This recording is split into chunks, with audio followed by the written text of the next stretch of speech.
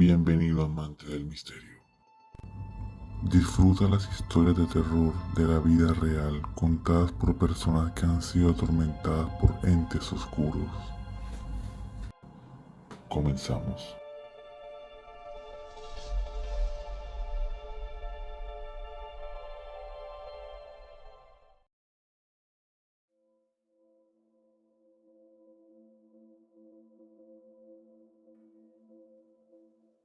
Buenas noches. Buenas noches, señor. Bienvenido. ¿Y cuál es su historia? Muy bien, Dani. Pues muy agradecido, felicitando un fiel oyente del cartel de la Mega, del cartel paranormal. Ya llevo 10 años escuchándolo. Muchas gracias. Dani, pues era para contarte que hace como unos 7 años yo viví en Cúcuta y la energía fallaba. La energía yo tenía que batir unos cables porque la energía uno se colgaba. Sí. Entonces yo tenía que batir los cables y cuando más fallaba la energía el ventilador se apagaba. Resulta que esa noche yo me levanté y a lo que yo toco los cables para batirlos, las manos traspasaron los cables y yo, ¡uy, Dios mío, estoy muerto! Cuando yo volteo a mirar hacia atrás, yo veo el cuerpo mío ya puesto y digo, ¡ay, Dios mío, me morí! De una sola la reacción es tirarme encima del cuerpo, porque pues no sé, ya después con el tiempo de tanto escuchar yo comprendí de que era el desdoblamiento, que el cuerpo se sale sin querer. Y me pasó eso esa vez O sea que usted es creyente de eso, que a veces nuestro espíritu puede dejar nuestro cuerpo. Sí, señor, sí. Vea, yo vivía en Cúcuta. Era una casa-sala y estaba la caja de tacos y los cables salían y aquí al frentecito en la avenida pasaban los cables y eso era un barrio donde usted podía colgar de los cuerdas de la energía. Robábamos energía. Entonces eso se sulfata. Entonces yo me despertaba por el calor, en Cúcuta hace mucho calor. Entonces yo me levantaba y movía los cables de dentro de la casa, porque los cables salían por la ventana. A lo que yo voy a tocar los cables, las manos traspasan los cables. Entonces yo, Dios mío, ¿qué pasó? Estoy muerto. Cuando yo volteo a mirar hacia atrás, veo a mi cuerpo allá acostado. Y yo, Dios mío, me morí, ¿qué pasó? Yo llegué y me tiré allá, encima de mi cuerpo, y yo dije, ay, Dios mío, estoy muerto. No, esto fue un sueño. Y dije, no, esto no fue un sueño porque el ventilador está apagado y los cables se meneaban un poquito. Los cables se están quedando meneando un poquito. Entonces, donde digo que el alma tiene como una cantidad de fuerza, más no mucha, porque sí, o sea, se traspasa lo que hablaban de que el alma pesa 21 gramos. O sea, eso es lo más paranormal que ha pasado en mi vida y digo que en la vida, en el universo, hay muchas cosas que no conocemos, muchas cosas por explorar, por aprender. Así es, le agradezco por comunicarse y que está vivo, ¿no? También con ese susto que se llevó, con ese corto, llamémoslo así. Hubiera podido quedar ahí electrocutado, pero bueno, mucha gente, y buena historia para arrancar, ¿no? Mucha gente cree en el tema del poderse desdoblar, ¿no? De también poder hacer ese tipo de viajes astrales, que nuestro cuerpo astral, llamémoslo así, pueda salir del cuerpo físico. Y mucha gente cuenta eso, que se ve como flotando, como volando, para que me entiendan. Mucha gente dice, no, Dani, eso es imposible, eso es cuestión del cerebro, que lo hace uno creer eso. Mucha gente cree en eso. Mucha gente logra hacer eso, dicen, mediante la meditación.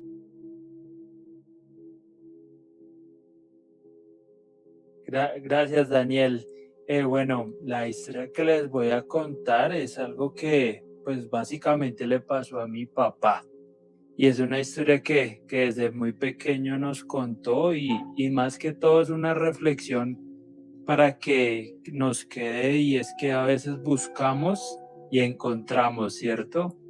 Entonces la historia es que cuando él era muy joven con sus primos, todos los años se iban a las fiestas del San Pedro en el Huila, a un pueblo que se llama Santa María, que queda a media hora de Pitalito. Que es más, ahorita el próximo puente es el de San Pedro, ¿no? El primer fin de semana de julio. San Pedro y San Sí, Pablo, que el señor. último es el fin de semana de puente.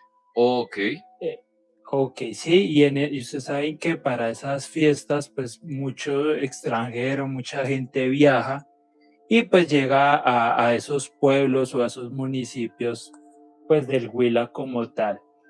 Y la historia es que mi padre y sus primos en esa época, eso fue hace muchos años, hace más de unos 20 años, viajaron al pueblo, a las fiestas, se fueron a tomar con sus parejas, a disfrutar, pero tenían una costumbre y era que después de medianoche se iban al cementerio del pueblo a pedir deseos, escribían los deseos en una hoja, cada uno, todos en su época de juventud, y se iban después de medianoche con un papelito, pedían un deseo, lo escribían a mano, y cada uno se metía a ese cementerio que le digo, y se ponían a desenterrar, a cavar,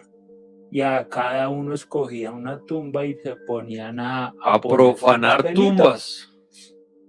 Exactamente, se ponían a jugar con eso y cada uno pedía el deseo que quería, que felicidad, que dinero, y bueno, cada uno creía y lo hacían más que todo, Daniel, era con ese ánimo de jugar, más que todo que estar molestando con Como eso. decimos, mamar gallo en algunas partes de Colombia.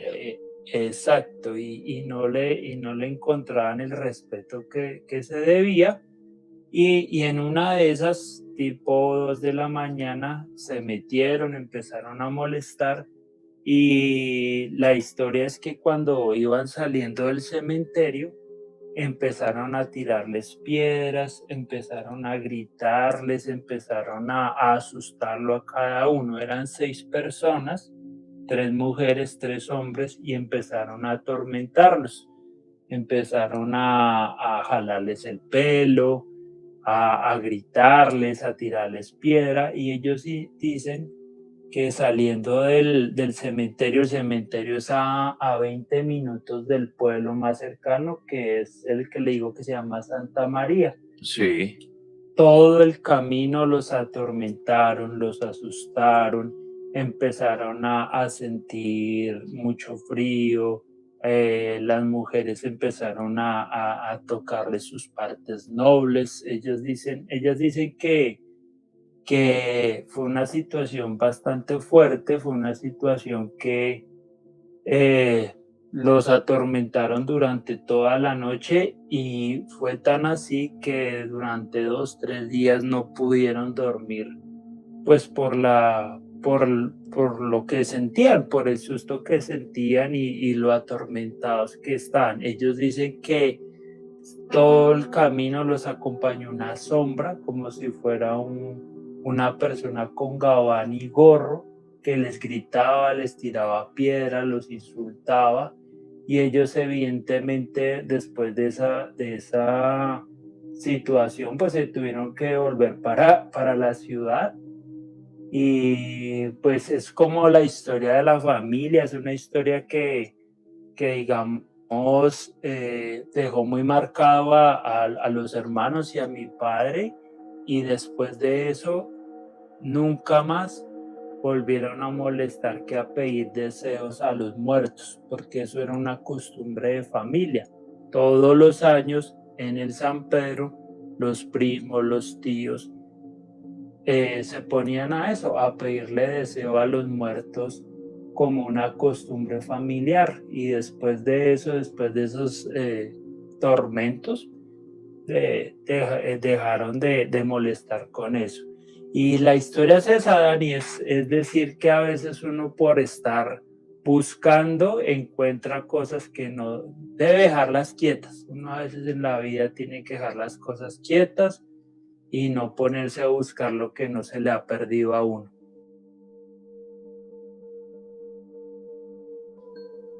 Bien, muchísimas gracias. ¿Cuál es su historia, amigo? Dani, pues mire, tengo 37 años y una de tantas historias que tengo es una muy interesante, la cual al tiempo de hoy me ha tenido como en vela de pensar qué es lo que pasa después de la muerte, ¿no? Okay. Lo interesante del caso es que desde pequeño, gracias a un tiro, digo gracias porque aún sigo como con la idea, con la filosofía, la ideología de analizar qué es lo que ocurre después de esto. Entonces, algo puntual, porque me han pasado muchísimas historias, es que entre tantas historias quise corroborar una que me contó mi tío y le pregunté a mi abuelita. La verdad ocurrió en Zipaquirá. Sí. Y en ese entonces yo recuerdo que tendría alrededor de 12 años y en ese entonces comprábamos la leche. Mi abuelita, recuerdo mucho, me mandaba con una ollita a comprar la leche, donde una señora, el nombre es Herminia, o bueno, se llamaba Herminia en ese entonces, y allá yo pasaba y compraba la leche en una ollita para hervir. Resulta y pasa que a una cuadra de donde yo vivía con mis abuelos, a la parte de arriba, en ese entonces salió mucho, me comentaban que cuando empezó a salir el cine y todas estas cosas, entonces la gente era muy aficionada. Sí. En ese entonces usted sabe que había mucha gente que le gustaba salir, ver el cine así, la misma película una, dos, tres veces, porque creo que se daban 2 veces en el día. Y el vicio, ¿no? El hombre es que le gustaba tomar mucho y se aficionó mucho al cine. Y bueno, la mamá lo fregaba, la familia lo fregaba del vecino, digámoslo así. Y resulta y pasa que un día el hombre se fue a una función nocturna y en ese entonces pues Zipaquirá no es que estuviera muy construida con mucha arquitectura, digámoslo. Y el hombre desapareció. Contaba mi abuela que el hombre desapareció y bueno, eso fue una locura porque es que pasaron meses y el hombre no aparecía. Y ya el hombre casi que lo daban por perdido, por muerto, cuando lo encontraron en un cerro. El hombre flaco, el man no hablaba, estaba vuelto nada, cuenta palabras de mi abuela. Y el man, bueno, se lo llevaron para la casa, cuenta, y resulta y pasa que el hombre duró también casi un año que no pronunciaba palabra. Sí. Seguía pálido y chupado. Entonces ya después de un tiempo que lo vieron médicos, lo vieron no sé qué gente, el man empezó como a medio hablar y le preguntaban que qué era lo que había ocurrido en realidad, y el hombre cuando medio habló dijo que es que él no podía contar.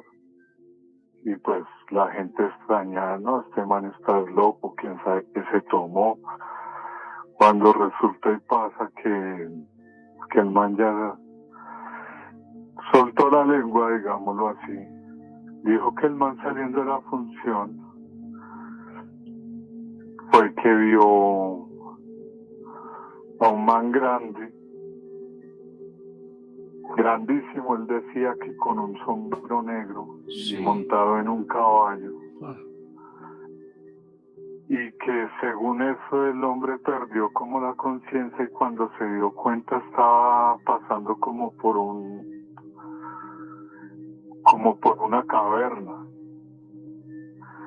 y que él vio el infierno.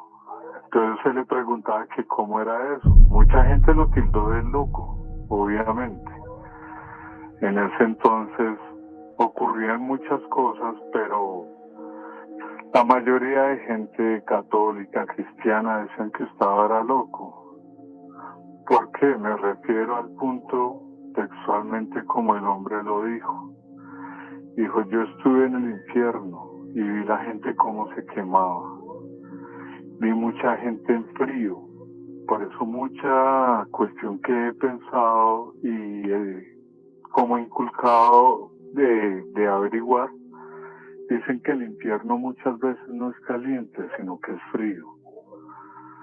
Bueno, al punto que llega el hombre y dice, yo vi a tal persona allá en el infierno quemándose. Entonces, ¿a quiénes vio? Y el hombre textualmente nombró a un vecino y a la mamá de la señora que yo le compraba la leche. Lo curioso del caso es que ellos estaban vivos aún.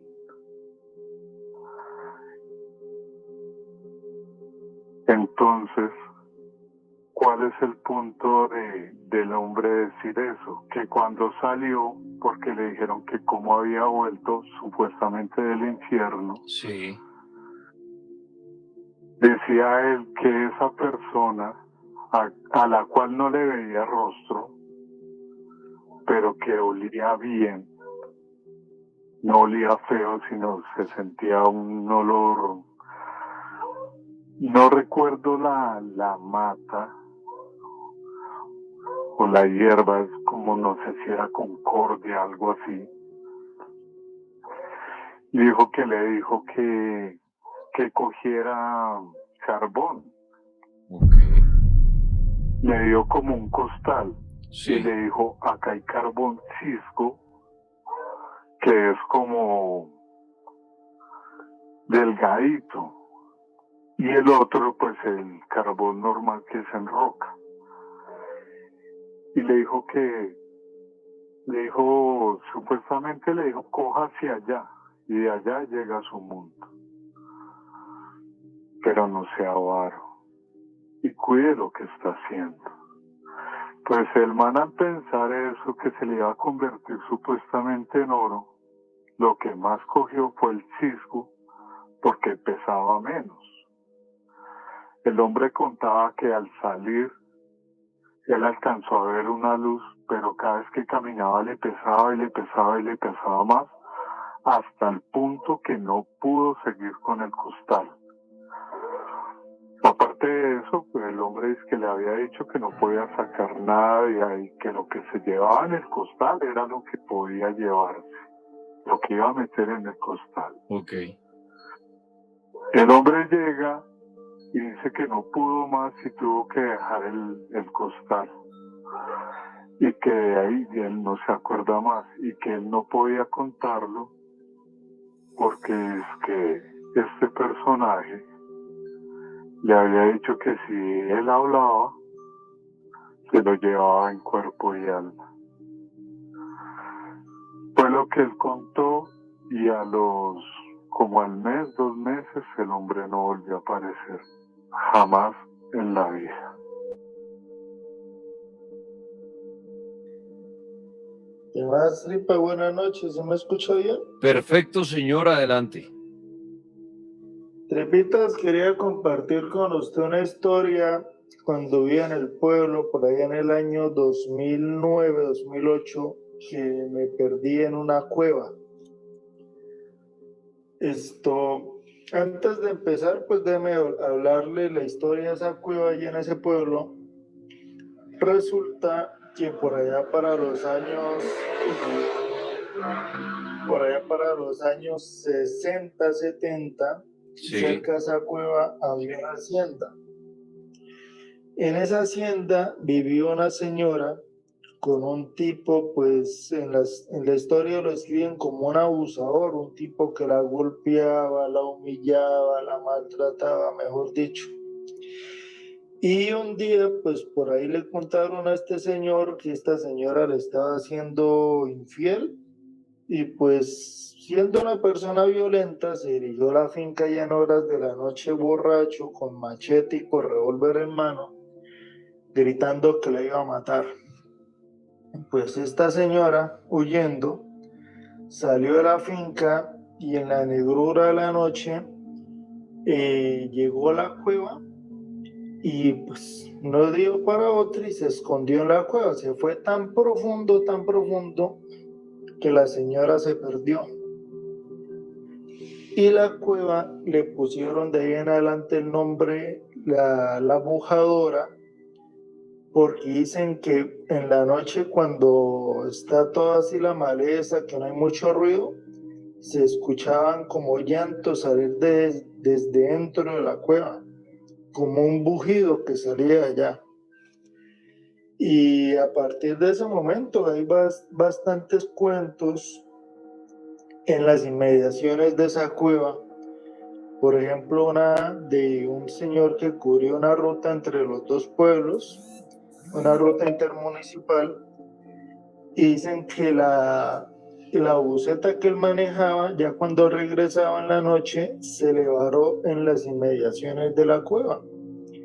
La cueva queda como el que conoce la ubicación exacta, la encuentra fácil, porque queda apenas como unos 20 metros de la carretera. Pero pues el que no la conoce, pues le pasa por enfrente y no la ve. Resulta, el señor se le varó la buseta casi que enfrente y él iba con el ayudante. El ayudante le dijo, pues dejemos la buseta acá, más adelante hay una escuela, le decimos al celador que nos deje dormir en la escuela y en la mañana miramos lo de la buseta y nos la llevamos. Pero el señor dijo que no, que él no quería dejar la buseta abandonada. El compañero pues no lo pudo convencer y el compañero sí se quedó en la escuela y el señor de la buseta dijo que se quedó ahí a dormir la noche. Cuenta la historia que ya tarde en la noche dice el señor que por ahí tipo 1, 2 de la mañana empezó a sacudirse la buseta, que él se despertó y prendió la luz del celular, no, una linterna, y vio en medio de la buseta una señora, una mujer con un vestido blanco rasgado, el pelo larguísimo, enmarañado, que se fundía prácticamente con el suelo, y que esa señora pegó un grito y debajo del vestido empezaron a salir raíces, hojas, palos y empezaron a envolver la buseta. Que ese señor se tiró mejor por una ventana y le tocó salir corriendo y llegó hasta la escuela y les contó allá al celador y al ayudante qué fue lo que había pasado. Ya en la mañana cuando fueron a buscarla, encontraron la buseta efectivamente llena de palos, llena de hojas, como si se le hubiera metido algo por dentro, pero pues dañada no estaba. Y pues era de una noche a otra. Aló. Sí, señor, lo estamos oyendo. Bueno, Tripas, a lo que iba, por ahí en el año 2009, Sí, yo estaba en el colegio, estaba haciendo bachillerato con los amigos del colegio. Muchas veces nosotros programábamos salidas para, ya sea para las cascadas, para un río. Ese pueblo tiene muchos lugares turísticos muy bonitos. Entonces ese día acordamos ir a la famosa cueva. Nosotros, pues yo de linterna, yo tenía, ¿usted se acuerda el Nokia es el que tenía la linternita? claro, el 1100, el que jugaba uno culebrita. Ese mismo, yo tenía ese para alumbrarme. Los otros, pues una linterna que otra y ya. La idea de nosotros era ir aprovechar que la cueva, supuestamente los de la Guardia Civil, la habían ¿cómo se llama? Bueno, se metieron y llevaron un cordón para que la gente que se meta no se pierda. Cuando llegamos a la cueva, fuimos en bicicletas y la entrada a la cueva tenía muchísimas velas, como si allá llegara gente, no sé, a hacer rituales o algo, no sabían.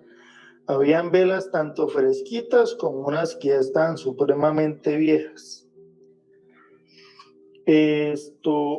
Entramos, un amigo que había dicho que ya había entrado ya un par de veces, nos dijo, vamos por aquí derecho, hay una parte en donde la cueva se parte en cruz, que se forman 4 caminos. Sí, Nos dijo, nos vamos para el camino a la izquierda y llegamos a un salón. Después nos devolvemos y nos vamos por otro salón en donde él decía que había una estalandita que llegó a ser tan grande que el mismo peso se desprendió del techo de la cueva. Yo, bueno, listo, hagámosle. Empezamos a entrar a la cueva y un detalle es que esa es una cueva seca. O sea, no hay humedad y por tanto no hay insectos, no hay arañas, no hay absolutamente nada. No hay vida en esa cueva. Y hay partes en donde el camino es tan estrecho que toca pasar de uno por uno, prácticamente parado de lado, y otras partes donde toca gatear. O sea, ya una persona obesa no entra, no cabe, no es capaz. Íbamos avanzando y llegamos a la famosa T, a la cruz, donde el camino se parte en 4. sí, Y fuimos hacia la izquierda. Avanzamos, digamos, para ese punto del recorrido ya habíamos avanzado, creo, con unos 10 minutos dentro de la cueva. Llegamos a la cruz y nos fuimos por el camino izquierdo. Y llegamos al dichoso salón. Eso era muy bonito. Eso era de un tamaño como más o menos unos 10 metros cuadrados. Las paredes y el techo de la cueva eran lisos y como tenía sal, al alumbrar con la linterna, las pepitas de sal alumbraban y eso era como era una galaxia, era muy hermoso, muy bonito. Bueno, estuvimos ahí un rato, nos devolvimos, llegamos otra vez a la cruz y cogimos otra vez por el camino a la izquierda. Y llegamos después al otro salón, que son más o menos unos 5 minutos arrastrándose, porque sí, el camino ya es muy estrecho. Llegamos al salón en donde estaba la otra estalagmita que pues, nos dijo el amigo que era muy grandísima y efectivamente era un pedazo de roca como unos 2 metros de grande y había un boquete enorme en el techo de la cueva donde ella se desprendió. Bueno, estuvimos ahí un ratico y cuando nos devolvimos, creo que ahí fue en donde nosotros nos fuimos por el camino que no era. Empezamos a andar y el problema es que esa cueva tiene bifurcaciones. Esa es, usted va caminando derecho y al devolverse resulta que hay dos caminos. O sea, usted pasó un camino que había hacia atrás. Entonces, cuando usted se regresa, usted no sabe, pues madre, me fui por la izquierda, me fui por la derecha. Y empezamos a andar y pues la verdad yo sí en el camino poco me fijé porque yo era más concentrado en no darme en la cabeza. Es una cueva muy estrecha, es muy difícil andar por allá. Y pues más que todo nosotros nos estamos alumbrando con linternita de celular, con un pedacito de un amigo lleva un LED amarrado a una pila, eso era con lo que lo estábamos alumbrando.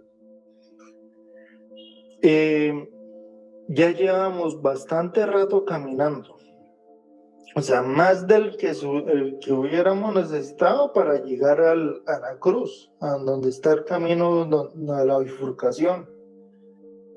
Y ahí nos asustamos y marica, nos fuimos por donde no era. Yo, pero ¿qué hacemos entonces? No, devolvámonos. Y nos empezamos a devolver otra vez por el mismo camino.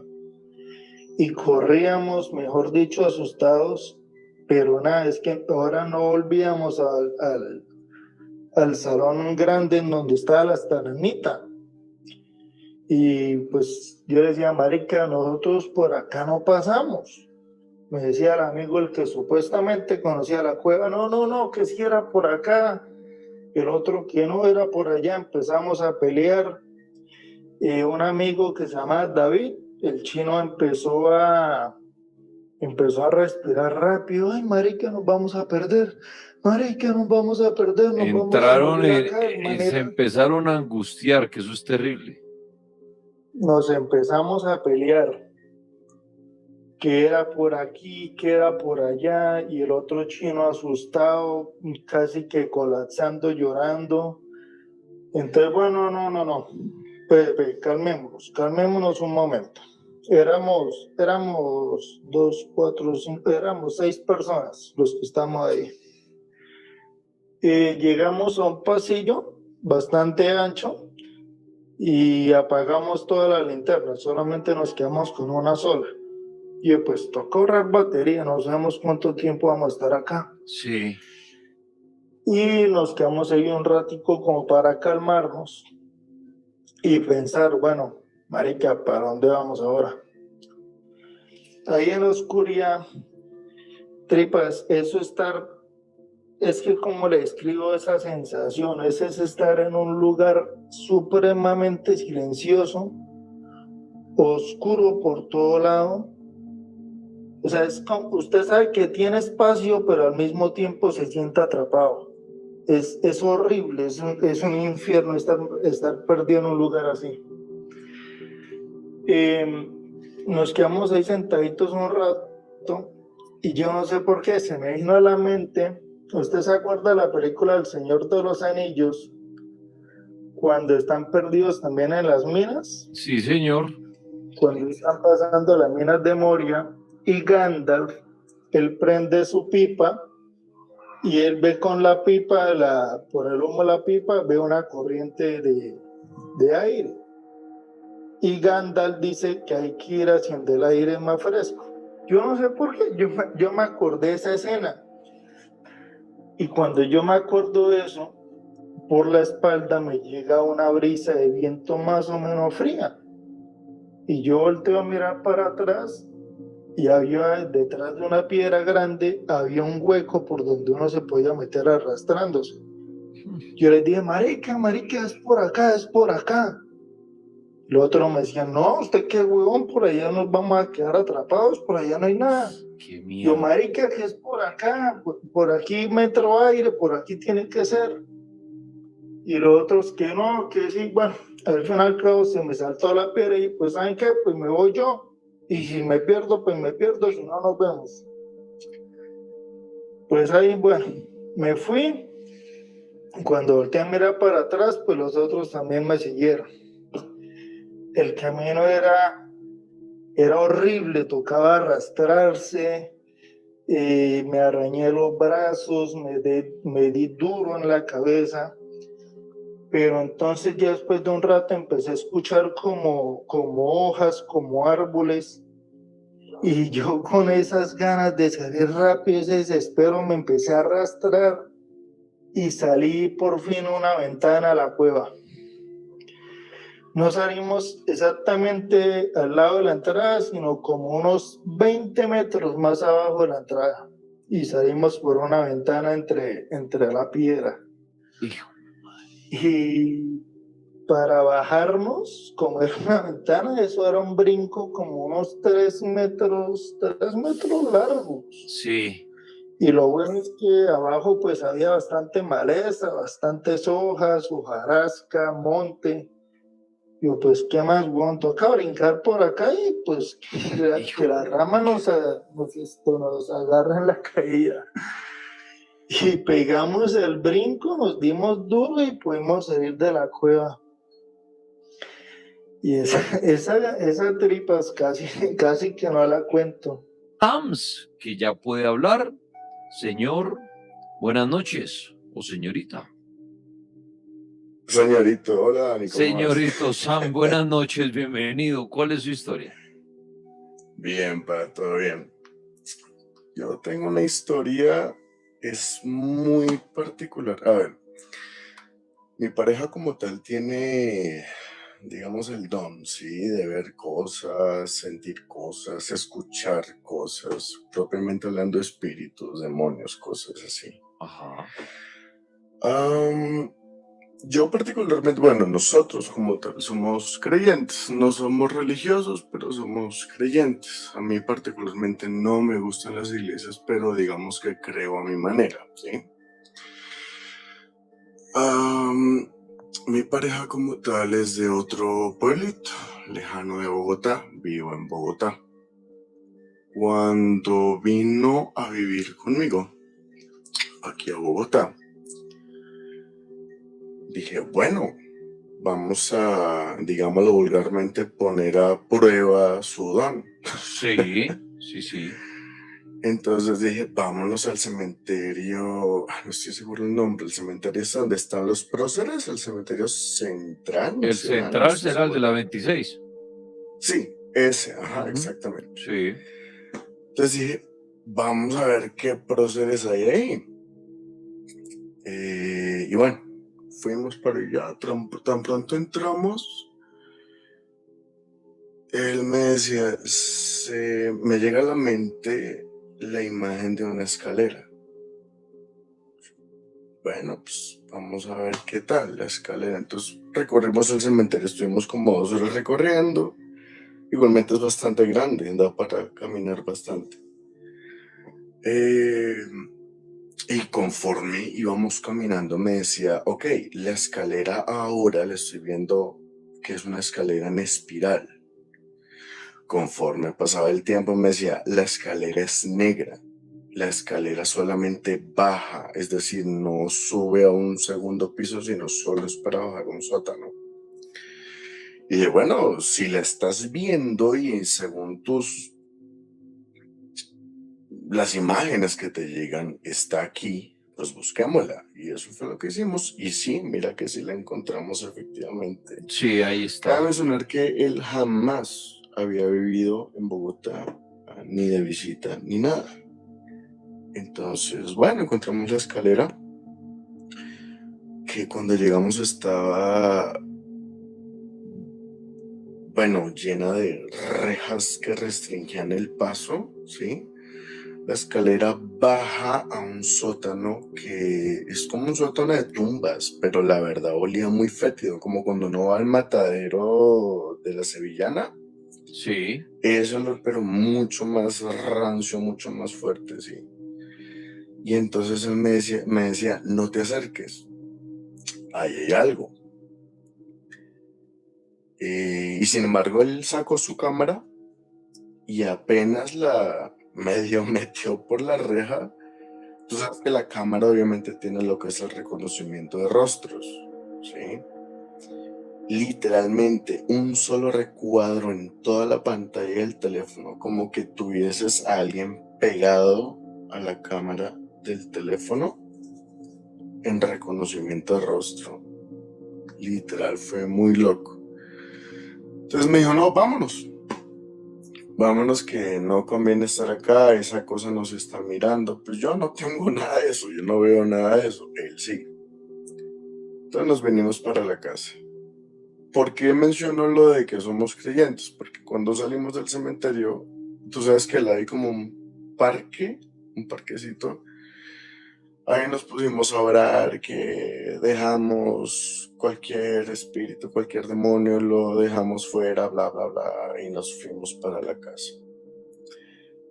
Hacía 3 días habíamos comprado unos peces para la casa. Y esa noche precisamente él tuvo una parálisis de sueño. Las parálisis de sueño que le dan son tenaces.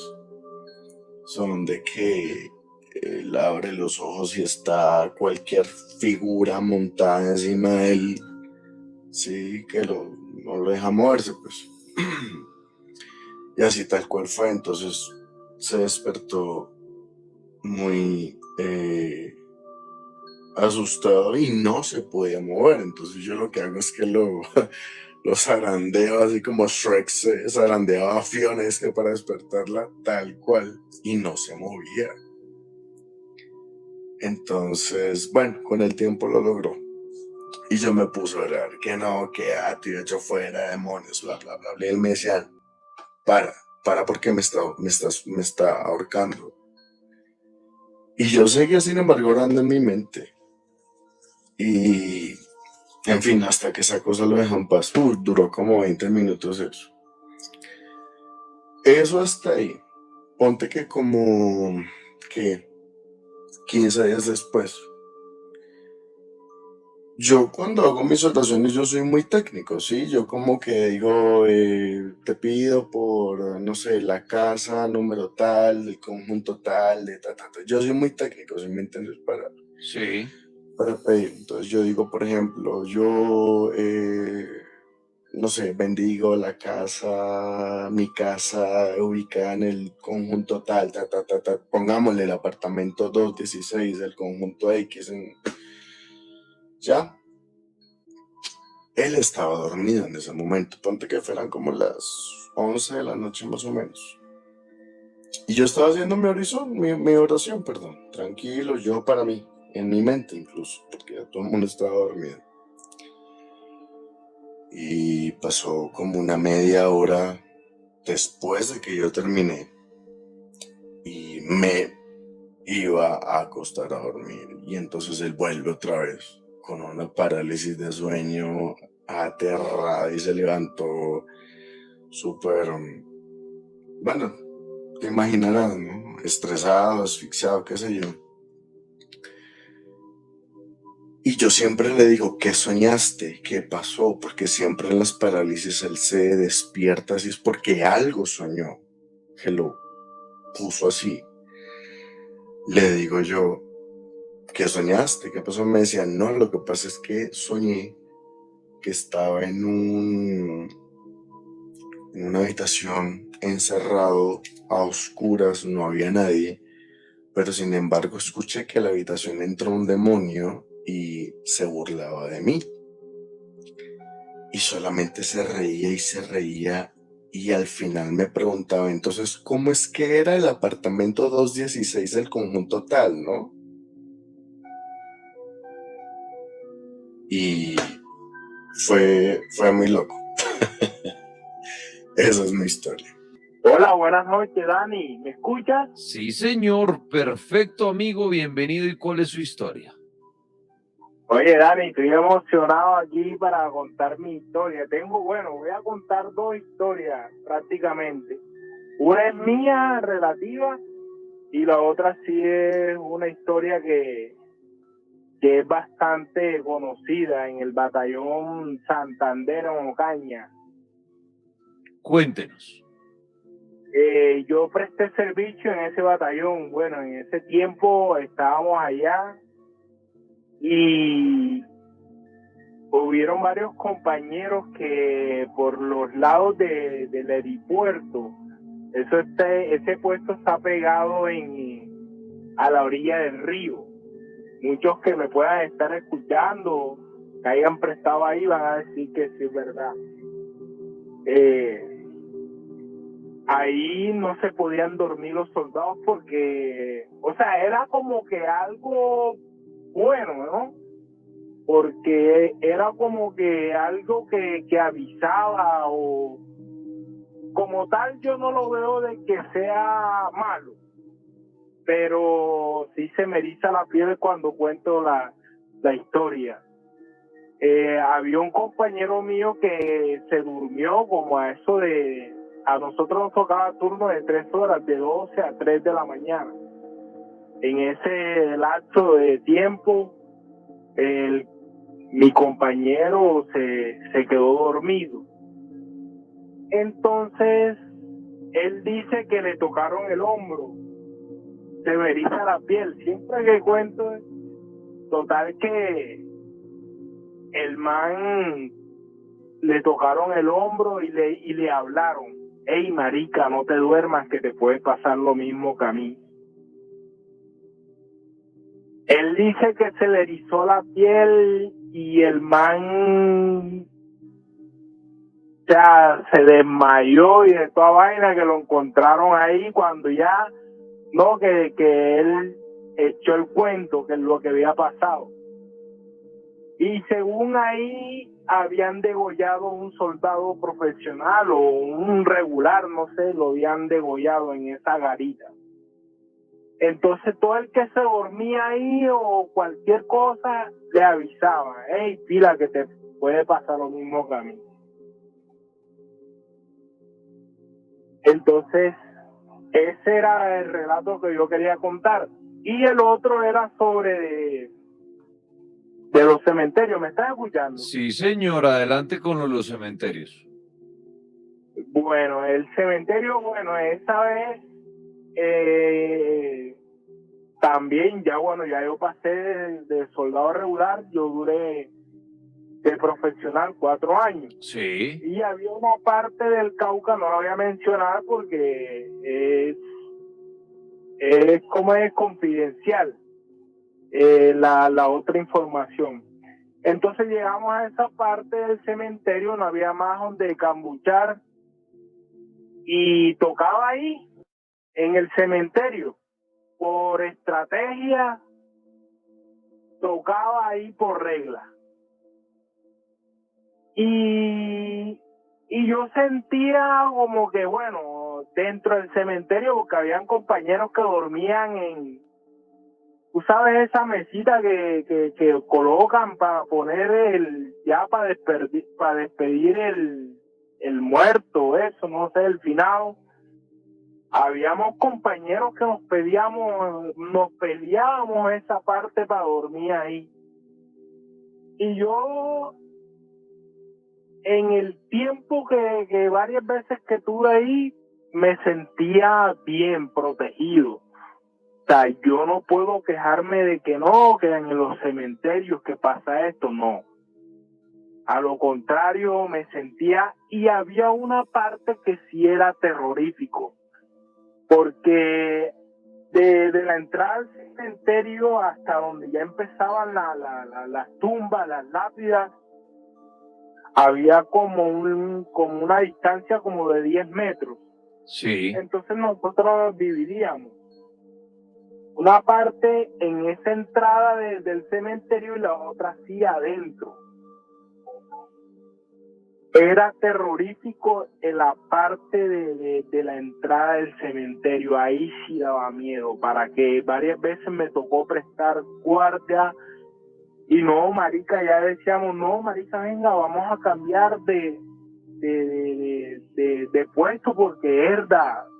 Hoy prestamos nosotros acá, presten mañana ustedes allá de noche. Y lo mismo decían los compañeros, que daba miedo. Y hubo un compañero que supuestamente, no sé si sería para asustarnos o qué cosa, decía que no, que había visto como si para entrar al cementerio como un entierro, como mucha gente. Vea, desde ahí sí me dio miedo prestar ahí en la entrada de ese cementerio. Buenas noches. Buenas Pues noches. primero voy a contarles una historia breve por el cual considero que las almas del purgatorio se deben respetar. Son personas que están en el limbo, están aquí y allá. No hay que pedirles porque resulta que mi padre es sacerdote de una iglesia heterocatólica. Estaba realizando un exorcismo a una señora. En ese momento yo abro los ojos cuando veo a la señora, literalmente se veía cómo le salía una cabeza de la parte del pecho. Una cabeza de un hombre. No sé, no, pues, o sea, la vi literal, o sea, se veía muy clara. Cuando acabó todo lo del exorcismo, la misa, la liberación que pues solía hacer mi papá en sus misas, resulta que hablamos con la señora y ella dice, no, lo que pasa es que yo llevo hace un buen tiempo pidiéndole protección a las almas del purgatorio. Sí. Y mi papá le dijo, no, mujer, ¿usted cómo va a hacer eso? Está equivocando porque, o sea, estás pidiéndole protección a algo que no te puede dar protección, sino te puedes estar involucrando con el mal. Y realmente sí pasa así.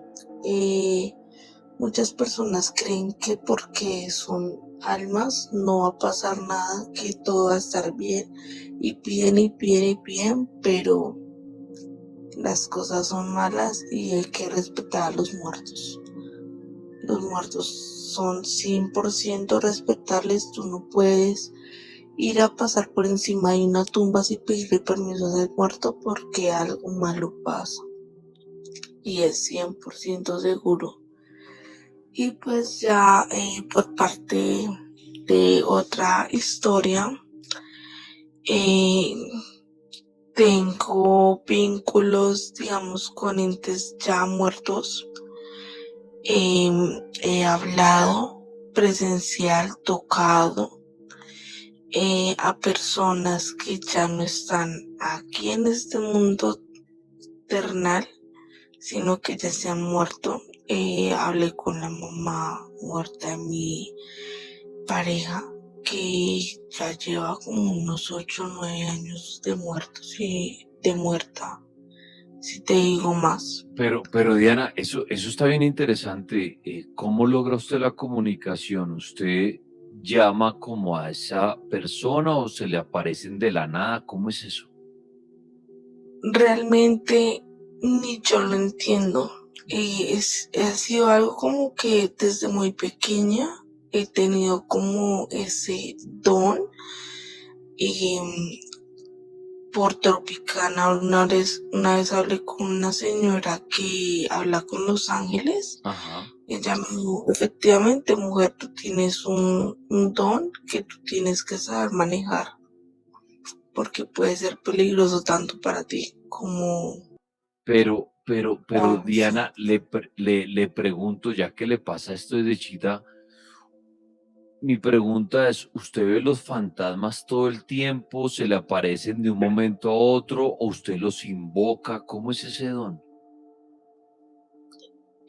Realmente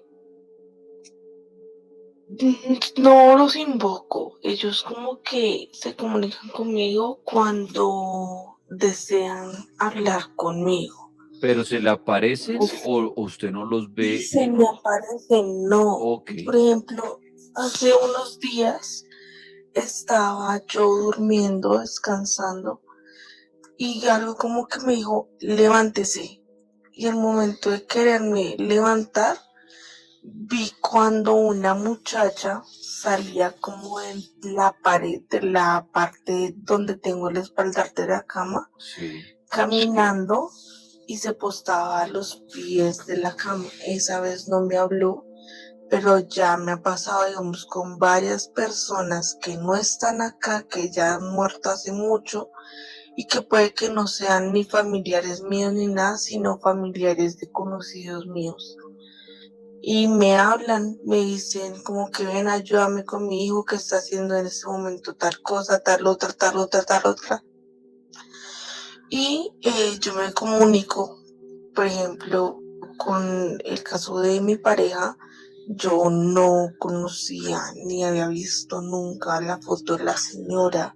Ajá. Sí sabía cómo estaba en este mundo, pero nunca la vi. Cuando empecé a hablar con él, le dije, ¿tú por qué estás haciendo tal cosa, tal otra? Y realmente él me decía, ¿usted por qué sabe eso? Yo, me lo están contando. Y él no me creía. Cuando le empecé a escribir la persona que estaba viendo, él quedó totalmente atónito, o sea, no sabía cómo reaccionar ni qué decirme, nada, porque pues nunca, juradito que nunca vi a la señora, nunca la vi hasta después de como 3 semanas después de que hablamos sobre esa llamada y sobre lo que yo vi. Fue que pude ver una foto de la señora y yo efectivamente yo dije, Pero ella es la persona con la que yo pude hablar. entonces, Diana, no es que usted quiera invocar a un muerto y ya, sino simplemente se le aparecen y le empiezan a hablar. ¿Usted logra tener una conversación como la que estamos teniendo usted y yo en este momento, o es simplemente ellos le hablan y usted escucha ella, o usted puede preguntarles cosas y como si estuviera hablando con un vivo? Sí, no, correcto, puedo preguntarles cosas, digamos, en caso tal que yo quiera, yo me comunico con ellos, yo les hablo, pero pues si yo solamente deseo escucharlos también, o sea, pues es como si fuera una persona que estuviera acá en este momento conmigo, así como usted y yo hablando normal. Él me hace una pregunta, yo le puedo contestar referente a lo que yo sé y ya, Diana, pero pues, hay una pregunta que creo que todo ser humano se ha hecho. Y me imagino que usted se la ha hecho a un fantasma si ha podido hablar con ellos. Y como usted dice, usted logra tener conversación. Yo creo que usted les ha preguntado qué hay después de la muerte. ¿Le han dicho qué hay después de la muerte? O sea, ¿dónde están ellos? ¿Qué ven allá? ¿Cómo es esa transición entre ese paso por la muerte? ¿Les ha preguntado eso? realmente en ese paso, pues yo no intento comunicarme porque no me interesa mucho saber qué hay más allá de la muerte, porque yo considero que uno muere y vuelve a nacer. Y es como Pero, una pe- reencarnación constante. pero si uno muere y vuelve a nacer, entonces, ¿por qué ve usted fantasmas? No existirían. Pues es que, o sea, en mi concepto tengo eso. Más sin embargo, hay mundos, varios mundos. Son como personas que quedan ancladas a cierto mundo porque tienen que pagar algo. Más sin embargo, yo por mi parte, yo jamás lo he preguntado.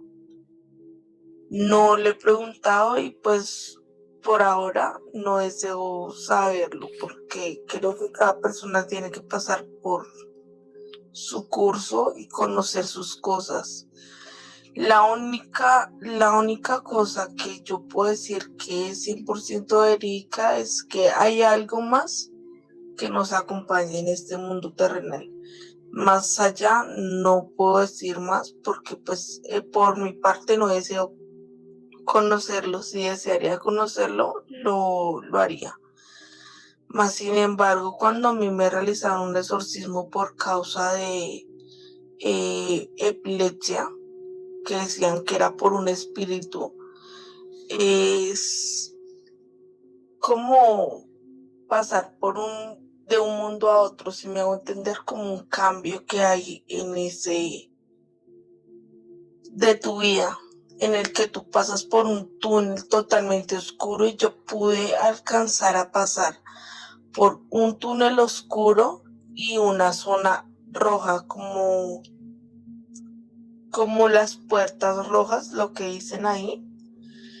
Y cuando yo vine a reaccionar, pude ver a mi abuelita ahí al lado mío, como despertándome en ese tiempo, porque yo estuve súper mal, alcancé hasta vomitar sangre y yo con ese mundo trato de no meterme, o sea, es como mucho respeto que manejo referente pues a distintas cosas que me han pasado paranormalmente, muchas. Muy bien. Buenas noches, Jerome. Ya puede encender su micrófono. Hola Dani, buenas noches, ¿qué tal? ¿Cómo estás? Bien, señor, bienvenido. Feliz Día del Padre, creo. Buenas noches. ¿Y cuál es su historia? Muchas gracias, Dani. Bueno, te comento. Yo tuve un tío que, pues a él lo desaparecieron en la época, pues del apogeo del narcotráfico, del cartel de Medellín. Entonces él ejercía la profesión de juez de la República. A él lo desaparecieron, nadie volvió a saber absolutamente nada de él. Bueno, nos adelantamos entonces a 1999 al terremoto de Armenia. ¿Sí? Días antes, nosotros vivíamos todos en una casa súper inmensa de 4 pisos. Tías, primos, una casa muy familiar. Y una tía, la mayor, ella sufre de esquizofrenia. Días antes de que se presente el terremoto, nosotros empezamos a escuchar que la caja cruje. La casa empieza a crujir. Sí. Ciertos lugares de la casa crujen. Pues igualmente mis recuerdos son más o menos vagos, por lo que tenía 7 años, entonces encajo comentarios de mi familia con lo que yo recuerdo. Sí recuerdo que la casa crujía, pero el día del terremoto, que era más o menos a la hora, no sé, mediodía, cuando transmitían padres e hijos, Sí. mi tía empieza a gritar, o bueno, días antes ya venía presentando un cuadro de esquizofrenia, la cual pues mi familia estaba mirando a ver si se internaba, todo. Listo, padres e hijos están sirviendo el almuerzo, mi tía se asoma a la ventana y empieza a gritar, Gilberto. Gilberto es mi tío al que desaparecieron, sí, el que desaparecieron en su momento, que nadie más volvió a saber de él. Ella empieza a gritar, Gilberto, Gilberto, Gilberto, y de un momento a otro baja las escaleras y mi tía sale disparada como loca de la casa, gritando que Gilberto le estaba diciendo que teníamos que salir, que Gilberto. Mis tíos salen detrás de ella, intentan entrarla, pero el recuerdo mío es que mi mamá me agarra a mí, agarra a mi hermana, a mi prima, jala a todo el mundo fuera de la casa. Ya la mitad de mi casa estaba afuera, pues por lo que mi tía salió corriendo diciendo que estaba viendo Gilberto. Inmediatamente a lo que salimos todos de la casa, la mitad de la casa se desprendió. Resulta que el terreno donde estaba construida la casa era un relleno. Literalmente la mitad de la casa se desprendió. Si no es porque mi tía dice que estaba viendo a mi tío Gilberto y que la estaba llamando, literalmente la mitad de mi familia hubiera quedado bajo los escombros ese día. Años después, yo me tomé pues el atrevimiento de preguntarle, oiga tío, ¿usted se acuerda qué pasó? Me dice, yo no quiero tocar el tema, si usted quiere yo le comento. Y yo pues por eso te estoy preguntando. Me dice, Yo lo único que sé es que yo me asomé a la ventana y yo vi a su tío Gilberto diciéndome, moviendo los labios y yo escuchándolo, que por favor saliéramos de la casa. No recuerdo nada más, no sé nada más, papi. Yo sé que yo ese día vi a su tío diciéndome, pidiéndonos que saliéramos de la casa. Literalmente, yo me llevo es que se hizo presente como para, no sé, cuidar de sus hermanos, de su familia o pues no sé, ahí lo que sí me cuestiono es que se le hizo presente fue a mi tía, la que padece de esquizofrenia, y algo hay que reconocer. Si no es porque a ella le entra ese ataque y sale corriendo de la casa y mi tío salen corriendo detrás de ella para que no la pise un autobús, un carro, lo que fuera pasando, pues la historia sería otra para la mitad de mi casa.